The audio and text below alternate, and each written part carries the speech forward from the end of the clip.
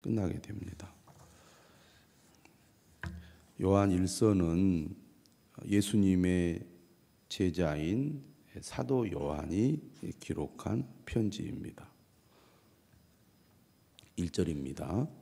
태초부터 있는 생명의 말씀에 관하여는 우리가 들은 바요, 눈으로 본 바요, 자세히 보고 우리의 손으로 만진 바라. 이 생명이 나타내신 바 된지라. 이 영원한 생명을 우리가 보았고 증언하여 너희에게 전하노니 이는 아버지와 함께 계시다가 우리에게 나타내신 바 된 이시니라. 1절에서 2절 말씀을 보면 요한복음 1장 1절에서 18절 말씀을 생각나게 합니다. 1절에 있는 태초부터 있는 생명의 말씀은 누구를 가리킬까요? 바로 예수 그리스도를 가리킵니다. 예수 그리스도는 태초부터 있는 생명의 말씀이 되신 분이죠. 이 예수 그리스도가 이 땅에 오신 것입니다. 오늘 본문에 보면 나타내신 바 된지라 2절에 이렇게 말씀하고 있고 끝에도 이는 아버지와 함께 계시다가 우리에게 나타내신 바 된 이시니라. 성육신 하신 예수 그리스도를 표현하는 내용이라고 하겠습니다. 태초부터 계신 생명의 말씀인데 아버지와 함께 계시다가, 여기서 아버지는 하나님 아버지를 가리키는 거죠. 하나님 아버지와 함께 계시다가 이 땅에 인간으로 오신 분, 그분이 예수 그리스도입니다. 그런데 특이한 점은 뭐냐면 1절에 우리가 들은 바요, 눈으로 본 바요, 자세히 보고 우리의 손으로 만진 바라. 듣고 보고 만졌다는 것은 예수님께서 이 땅에 오셔서 사역을 하실 때 예수님과 함께 했다는 것이고, 이처럼 듣고 보고 손으로 만진 사람이 누구겠습니까? 바로 제자들이죠. 그러니까 이 요한 1서를 기록한 저자는 예수님의 제자 중 한 사람입니다. 요한복음과 비교해 보면 요한복음과 요한 1서가 같은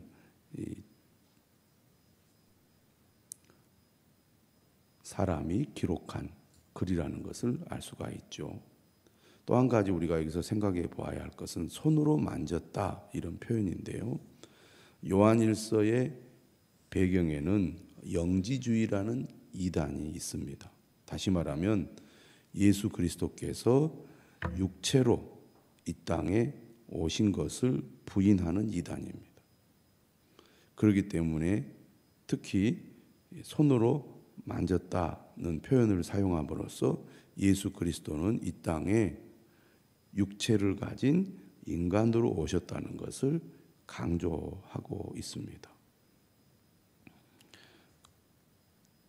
3절입니다. 우리가 보고 들은 바를 너희에게도 전함은 너희로 우리와 사귐이 있게 하려 함이니. 사도 요한은 예수님을 직접 보고 그로부터 직접 들은 말씀을 지금 이 편지를 읽는 성도들에게 전하고 있습니다. 이렇게 전하는 목적은 사귐을 위해서죠. 너희로 우리와 사귐이 있게 하려 함이니. 사도와 성도들의 사귐은 예수 그리스도를 통하여 갖게 되는 사귐입니다. 그리스도인의 교제는 무엇인가, 어떤 것인가라고 할 때 이렇게 얘기합니다. 우리의 사귐은 아버지와 그의 아들 예수 그리스도와 더불어 누림이라. 기독교인들의 교제는 무슨 개 모임이나 친교 모임이 아닙니다. 무슨 동호회가 아니죠. 우리가 교회 안에서 성도들의 만남과 교제를 오해할 수 있는데, 단순히 서로 친하게 지내고 서로 자주 만나서 가까이 하는 것이 그리스도인의 교제의 본질이 아닙니다. 예수 그리스도를 믿는 믿음 안에서 예수 그리스도와 함께하는 교제가 아니다면 그것은 진정한 그리스도인의 교제가 아니라는 겁니다. 그렇기 때문에 무엇보다도 예수 그리스도와 더불어 누리는 교제, 예수 그리스도의 말씀을 듣고 그 말씀을 나누고 그 말씀 안에서 믿음의 교제가 이루어질 때 그것이 진정한 그리스도인의 교제인 것입니다. 그렇기 때문에 그리스도인들의 교제는 교회 공동체 안에서, 교회 공동체를 통해서 믿음의 교제가 되어야 합니다.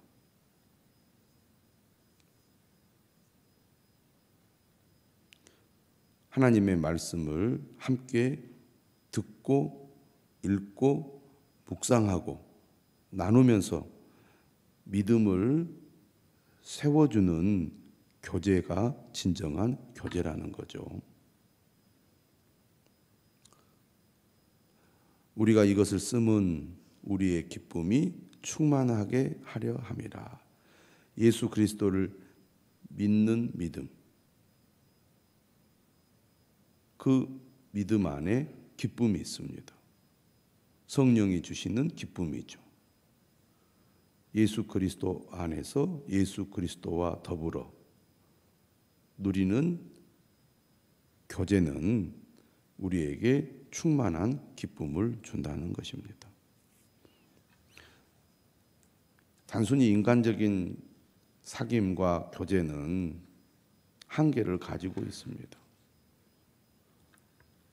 하나님 아버지와 예수 그리스도와 더불어 누리는 사귐이 있을 때 기쁨이 충만하지, 그저 인간적인 교제만 이루어진다면 성령이 주시는 충만한 기쁨을 누릴 수가 없을 것입니다. 그래서 무엇보다도 그리스도인들은 함께 예배의 자리로, 기도의 자리로, 말씀의 자리로 나와서 그리스도 안에서 누리는 교제를 해야 한다는 것입니다. 5절입니다. 우리가 그에게서 듣고 너희에게 전하는 소식은 이것이니 곧 하나님은 빛이시라. 그에게는 어둠이 조금도 없으시단 것이니라. 하나님은 빛이시라는 거죠. 하나님은 빛이시기 때문에, 다시 말하면 어둠이 조금도 없기 때문에 우리가 하나님과 사귐이 있게 되면 어떤 일이 일어납니까? 6절 이렇게 말합니다. 만일 우리가 하나님과 사귐이 있다 하고 어둠에 행하면 거짓말을 하고 진리를 행하지 아니함이거니와. 예수 그리스도를 믿고 하나님의 자녀가 되어 하나님과 교제하게 되면, 다시 말하면 하나님의 말씀을 듣고 하나님의 은혜를 받게 되면 우리가 어둠 가운데 있지 않게 된다는 겁니다. 왜냐하면 하나님은 빛이시기 때문에, 빛이신 하나님과 우리가 사귀게 되면 당연히 어둠을 멀리하고 빛의 삶을 추구하게 되어 있다는 거죠. 그런데 나는 하나님을 믿습니다. 하나님을 가까이 합니다. 하나님과 늘 교제하고 있습니다. 라고 말을 하는데 여전히 어둠 가운데 있다면 그 사람은 거짓말하는 거라는 거죠. 진리를 행하는 자가 아니라는 것입니다. 그러니까 믿음은, 다시 말하면 하나님과 진정한 교제가 있는 삶은 반드시 어둠이 아니라 빛으로 나아가게 되어 있다는 거죠. 그래서 7절에 말합니다. 그가 빛 가운데 계신 것 같이 우리도 빛 가운데 행하면 우리가 서로 사귐이 있고 그 아들 예수의 피가 우리를 모든 죄에서 깨끗하게 하실 것이요. 어둠을 떠나 빛 가운데 거하게 되면 진정으로 그리스도 안에서 서로 교제가 성립이 되는 거고, 그러한 사귐을 통하여 예수 그리스도의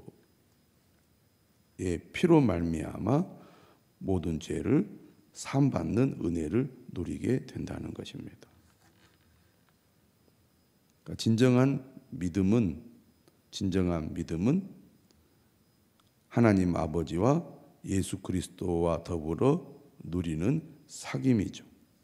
그 사귐은 우리를 빛 가운데 거하게 한다는 것입니다. 8절이죠. 만일 우리가 죄가 없다고 말하면 스스로 속이고 또 진리가 우리 속에 있지 아니할 것이요. 우리가 예수 그리스도를 믿음으로 죄사함을 받지만 여전히 우리가 이 땅에 몸을 가지고 있기 때문에 또 죄의 유혹을 받고 죄에 넘어지기도 합니다. 그런데 우리가 진리 안에 거함으로 우리 자신이 죄를 짓고 또 죄가 있음을 깨닫게 되잖아요. 그렇기 때문에 내가 죄를 지었습니다. 내 안에 죄가 있습니다. 라고 고백하게 된다는 것입니다. 그런데 죄가 없다고 말을 하면 스스로 속이는 것이고 진리가 그 속에 있지 않는다는 것을 말합니다. 진리가 그 안에 임하면 자신이 죄인이고 또 죄의 유혹을 받고 죄에 넘어졌다는 것을 깨닫게 된다는 거죠. 그러면 그 다음에 어떻게 됩니까? 자신이 죄가 있다는 것을 깨닫게 되었을 때 죄를 자백하게 되고 죄를 자백하게 되면 또 죄사함을 받게 된다는 것입니다. 그래서 9절에 말하죠. 만일 우리가 우리 죄를 자백하면 그는 미쁘시고 의로우사 우리 죄를 사하시며 우리를 모든 불의에서 깨끗하게 하실 것이요. 만일 우리가 범죄하지 아니하였다 하면 하나님을 거짓말하는 이로 만드는 것이니 또한 그의 말씀이 우리 속에 있지 아니하니라. 빛이신 하나님의 은혜가 우리 안에 비추면 우리의 죄악이 드러나고 우리의 죄를 깨닫게 되기 때문에 죄를 고백할 수 있게 되고 죄를 고백하게 되면 예수 그리스도로 말미암아 우리 죄가 용서함을 받고 모든 불의에서 깨끗하게 된다는 얘기죠. 그런데 범죄하지 않았다고 그렇게 말을 하면 그것은 하나님을 거짓말하는 분으로 만든다는 것입니다. 곧 그의 말씀이 우리 속에 있지 않는다는 증거라고 할 수가 있겠습니다. 오늘 말씀을 통하여 우리가 빛이신 하나님 안에서 예수 그리스도와 교제를 통하여 죄사함을 받고 또 죄를 깨닫고 죄 용서함을 받는 은혜를 누리는 이 아침이 되시기를 바랍니다. 진정한 믿음은 우리의 죄의 죄인됨을 깨닫고 죄를 고백하게 만들죠. 하나님의 은혜가 임하지 않으면 자신이 얼마나 하나님 앞에 큰 죄인인지 깨닫지 못하게 됩니다. 우리 모두 이 아침에 하나님의 은혜와 또 하나님의 빛이 임함으로 죄를 회개하고 또 주님이 우리를 용서해 주시는 은혜를 누리시기를 주님의 이름으로